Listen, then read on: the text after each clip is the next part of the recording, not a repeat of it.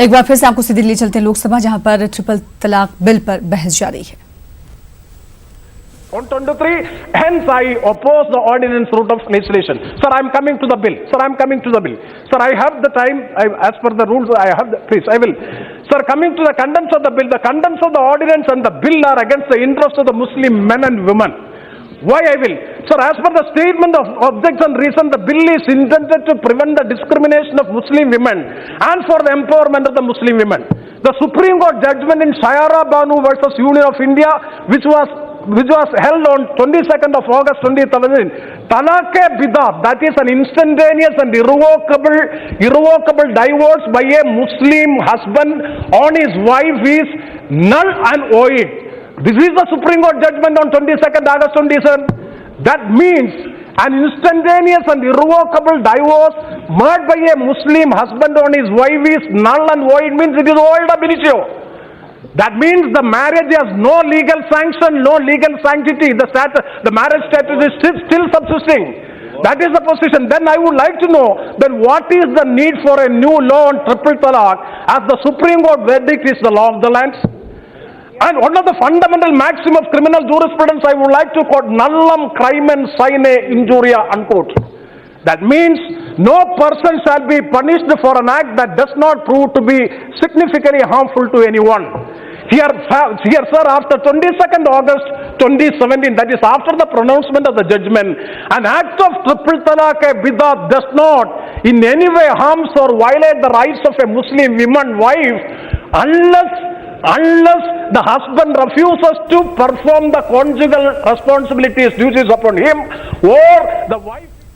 तो ट्रिपल तलाक पर बहस आप देख रहे थे लोकसभा से राष्ट्र नशरियात, और हमारे साथ हमारे नुमाइंदे अनूप भी जुड़ रहे हैं, उनसे बातचीत करेंगे। अनूप, बातचीत सुबह से हो रही तलाक सलासा को लेकर, हम तस्वीरें भी दिखा रहे हैं और बहस इस वक्त जारी है। एक बार फिर से वजीर कानून रविशंकर प्रसाद ने कहा है कि जो खदशात जाहिर किए गए थे, संशोधन करने की बात कही गई थी, वो मरकजी सरकार ने, केंद्र सरकार ने कर लिए हैं।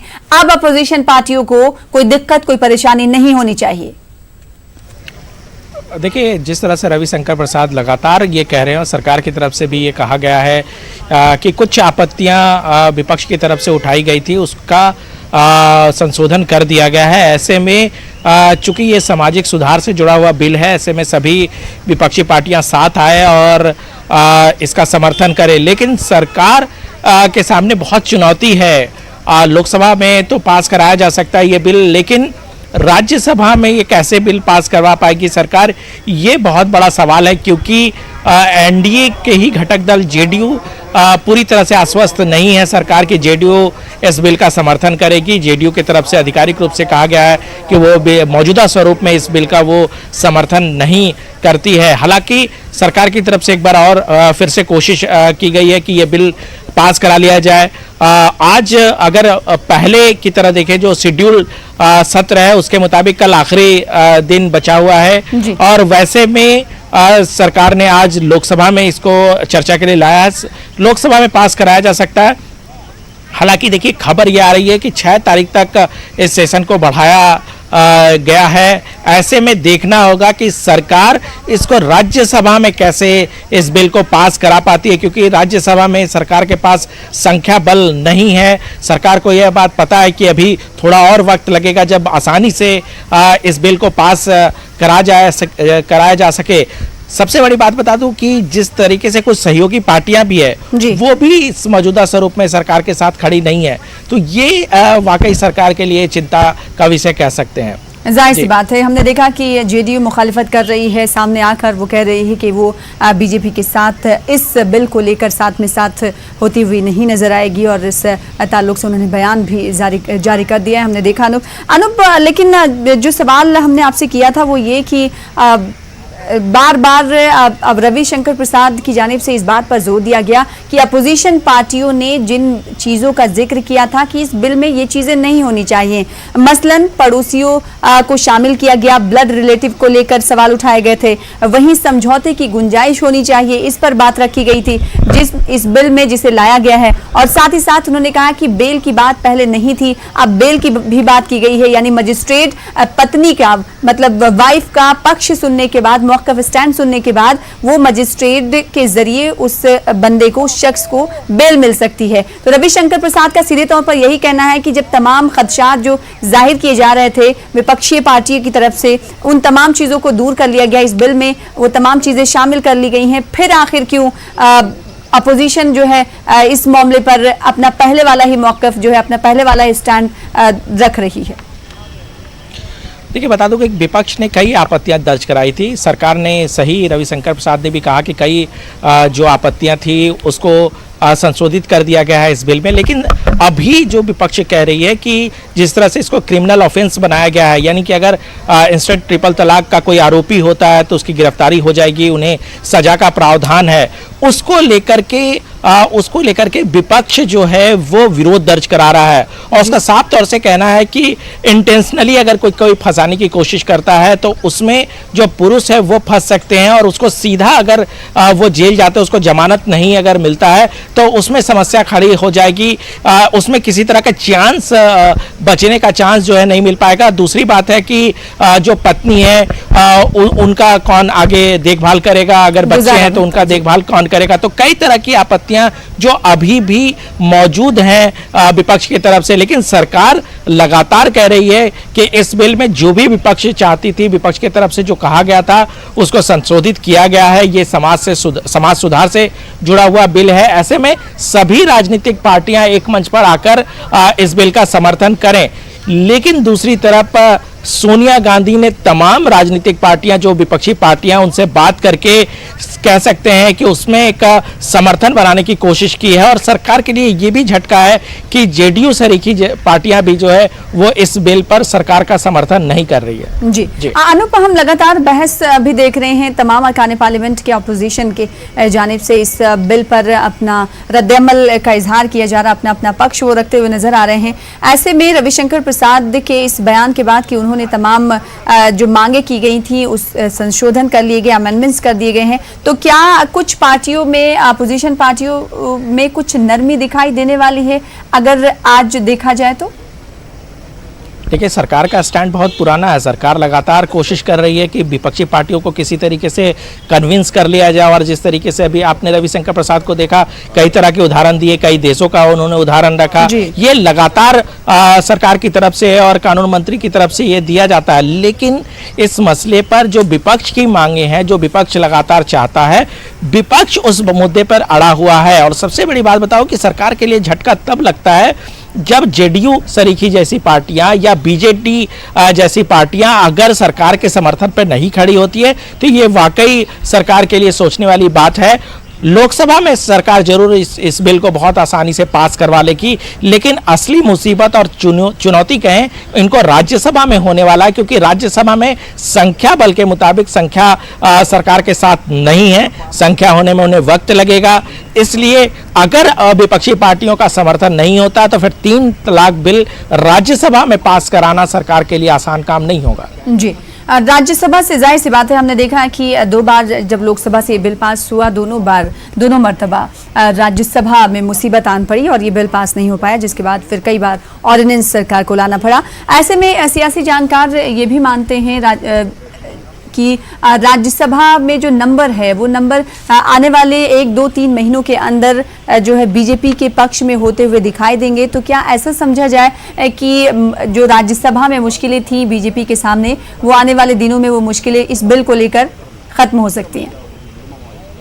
बिल्कुल आप सही कह रहे हैं। देखिए, आने वाले वक्त में जिस तरीके से राज्यसभा में संख्या बल बीजेपी के साथ खड़ा होगा, बीजेपी का संख्या बल बढ़ेगा, ऐसे में ये जरूर कह सकते हैं कि वहाँ चांसेस जरूर होगा कि ये ट्रिपल तलाक बिल, जो कि महत्वाकांक्षी बिल है, उसको पास कराने में आसानी होगी। लेकिन सवाल सिर्फ इतना है कि जो इनके जो समर्थित पार्टियां हैं, जो एनडीए के गठबंधन पार्टियां हैं, अगर उनका भी साथ अगर इस बिल को लेकर नहीं मिलता है तो फिर इनके लिए मुश्किलें बहुत आसान नहीं होगी। ये बात बहुत कह सकते हैं कि मुसीबत वाली बात है। और ट्रिपल तलाक बिल जो बिल लोकसभा चुनाव में भी बहुत महत्वपूर्ण तरीके से बीजेपी ने चुनावी कैंपेन में उठाया था। उन्होंने कमिटमेंट दिखाया था कि ट्रिपल तलाक बिल हर स्थिति में हर कीमत पर बीजेपी पास कराना चाहती है। ये सामाजिक सुधार से जुड़ा हुआ बिल है।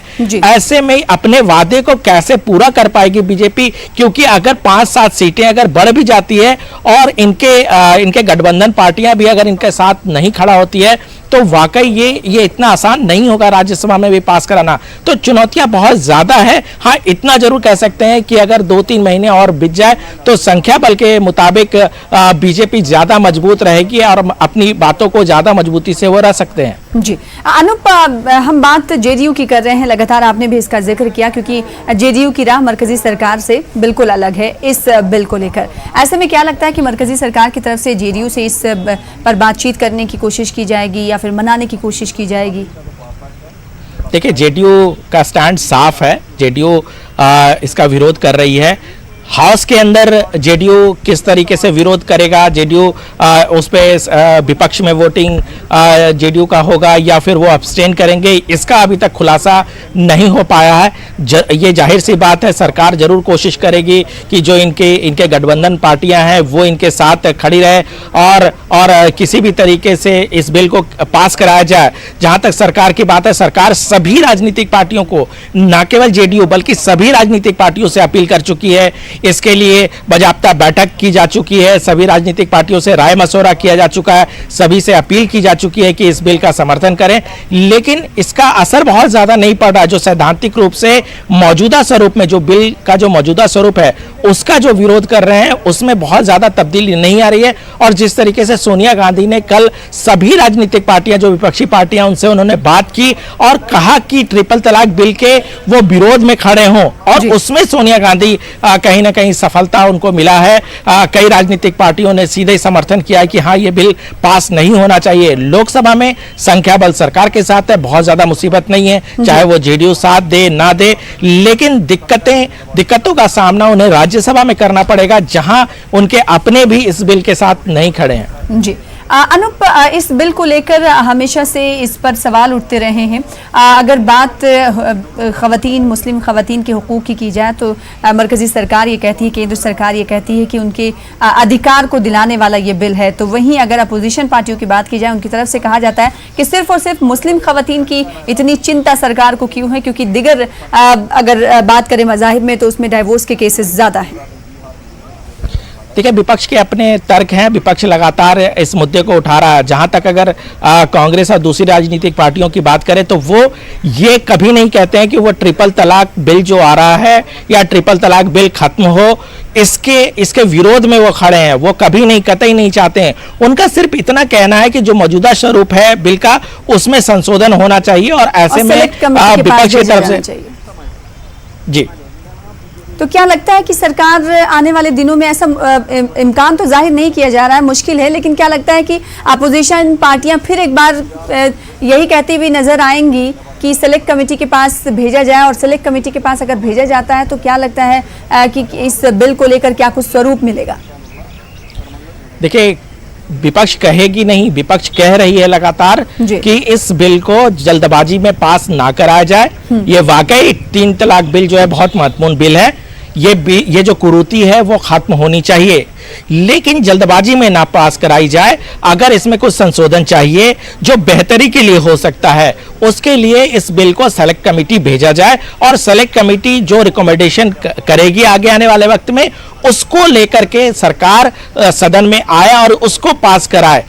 यही विपक्ष मांग कर रहा है। लेकिन सरकार का यह कहना है कि सरकार ने बहुत ही तरीके से एक प्रक्रिया के तरफ से, न केवल उन्होंने कई बुद्धिजीवियों से बात करके, कानूनविद से बात करके, बल्कि लॉ कमीशन के रिकमेंडेशन से, कई तरह की चीजों, कई तरह की प्रक्रियाओं से निकल करके उन्होंने इस बिल को बनाया है। पिछले दिनों जिस तरीके से विपक्ष ने कई तरह के अपनी चिंताएं इस बिल को लेकर दर्ज कराई थी, उसमें भी संशोधन किया गया है। इसलिए सरकार का तर्क है कि जो मौजूदा स्वरूप है वो बेहतर स्वरूप है। और दूसरी बात बता दूं कि सरकार चाहती है कि इस बिल पर आप चर्चा करें। अगर किसी तरह से आप संशोधन चाहते हैं तो संशोधन लाएं। अगर आपके संख्या बल आपके साथ खड़ी है और संशोधन में दम है तो आप आप इसको हाउस के अंदर लाएं। इसके लिए सेलेक्ट कमेटी में भेजने की जरूरत नहीं है, आप हाउस के अंदर अपनी बातों को रखें और फिर जिसके साथ संख्या बल होगा वो बिल पास करा सकता है या फिर ये इस बिल को गिरा सकता है। यानी सरकार की मंशा साफ है कि जो मौजूदा स्वरूप है उसी पे चर्चा करा करके इस बिल का भविष्य तय किया जाए। जी लेकिन अनूप, एक इंटरेस्टिंग बात यह है कि आज भी जो उठाई गई लगातार ये उठाती जाती रही। हमने देखा है कि माजी में भी इस बिल के हवाले से सबरीमाला का जिक्र के केरला के एमपी ने कुछ देर पहले किया। उन्होंने कहा कि बीजेपी को मुस्लिम खवातीन के हुकूक की बात बीजेपी कर रही है, लेकिन सबरीमाला के मामले में बीजेपी का स्टैंड अलग अलग है। एक पार्टी होने के नाते खवातीन वुमेन के अधिकार के ताल्लुक से डबल स्टैंडर्ड ये कहा जा सकता है। अनूप, देखिए, अपने अपने तर्क हैं, बहुत सारे मुद्दे और बहुत सारे एग्जाम्पल्स जो हैं वो विपक्ष के तरफ से दिए जाते हैं। साफ तौर से जिस तरह से सबरीमाला का भी जिक्र किया गया, कुछ राजनीतिक पार्टियां किसी और इंसिडेंट का भी जिक्र करते हैं, तो विपक्ष लगातार कई एग्जाम्पल देते हैं। विपक्ष का ये कहना है कि सिर्फ आप समाज सुधार की अगर बात करते हैं तो सिर्फ मुस्लिम में समाज सुधार की बात या मुस्लिमों में ही मुस्लिम महिलाओं के हित की बात आप क्यों करते हैं, दूसरी कई तरह की जातियां हैं, कई तरह के धर्म हैं, वहाँ पर आप क्यों नहीं करते हैं। तो ये तमाम चीज़ें हैं जो विपक्ष लगातार उठाते रहे हैं। विपक्ष की तरफ से लगातार इस बात को कहा जाता है और यही वजह है कि विपक्ष की तरफ से ये कहा जाता है कि इस बिल को सेलेक्ट कमेटी भेज दिया जाए, जहां एक इस पर विस्तृत रूप से चर्चा की जा सके और उसके बाद सेलेक्ट कमेटी इस पर जो रिकमेंडेशन दे उसको सदन में लाया जाए और उसके बाद विचार में करके फिर इसको समर्थन से सभी के सहमति से इसको पास कराया जाए। लेकिन सरकार इस विषय पे उनका सोच कुछ और है। वो आज इंस्टेंट ट्रिपल तलाक बिल को किसी भी तरीके से खत्म करना चाहती है और सीधे तौर पे उन्होंने जो प्रावधान उन्होंने लाए हैं, उनका कहना है कि जिनको जो भी बातें कहनी है, जिस तरह का भी संशोधन वो चाहते हैं, वो सदन के पटल में उस संशोधन को रखें और अगर संख्या बल है तो उसमें संशोधित कराएं। सरकार इसके लिए तैयार है। जी, ये बात विपक्ष जानती है कि लोकसभा में विपक्ष के पास संख्या बल नहीं है, ऐसे में जो मौजूदा स्वरूप है वो आसानी से पास हो जाएगा। पेच सिर्फ और सिर्फ राज्यसभा को लेकर है। राज्यसभा में सरकार जानती है कि राज्यसभा में संख्या बल नहीं है, इनके जो गठबंधन पार्टियां हैं वो भी समर्थन में नहीं खड़ी है, इसलिए इस बिल को कैसे पास कराया जा सकता है, ये बहुत बड़ा सवाल है। दूसरी बात बता दूं कि जिस तरीके से ये सत्र का एक तरह से कह सकते हैं आखिरी दौर चल रहा है, ऐसे में सरकार इस बिल को कैसे पास करा पाएगी, ये भी बहुत बड़ा सवाल है।